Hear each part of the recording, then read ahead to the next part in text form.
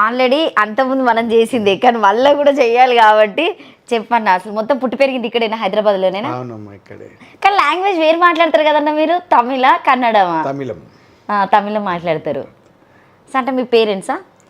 మా తాత ముత్తాతలు మేము మాది పూర్వీకులంతా తమిళనాడు వాళ్ళు. తమిళనాడు. తమిళనాడు మదురై తిరునాల్వేలి వాళ్ళు. అప్పుడు ఈ తెలంగాణ ఆంధ్రప్రదేశ్ మొత్తం కూడా తమిళనాడే ఒకప్పుడు. మనము పొట్టి శ్రీరాములు గారు నిరాహార దీక్ష చేసి మన ఆంధ్రప్రదేశ్కి సాధించుకున్నారు.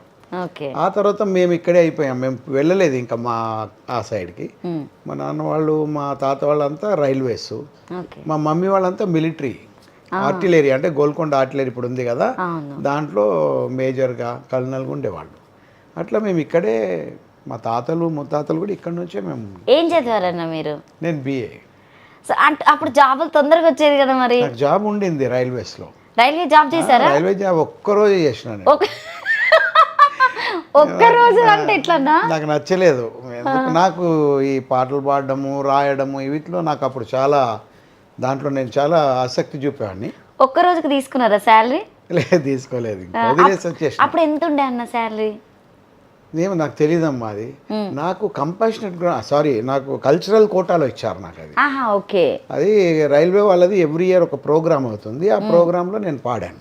ఓకే. అప్పుడు సేతురామన్ గారని డిప్టీ సూపరింటెండెంట్ ఆయన.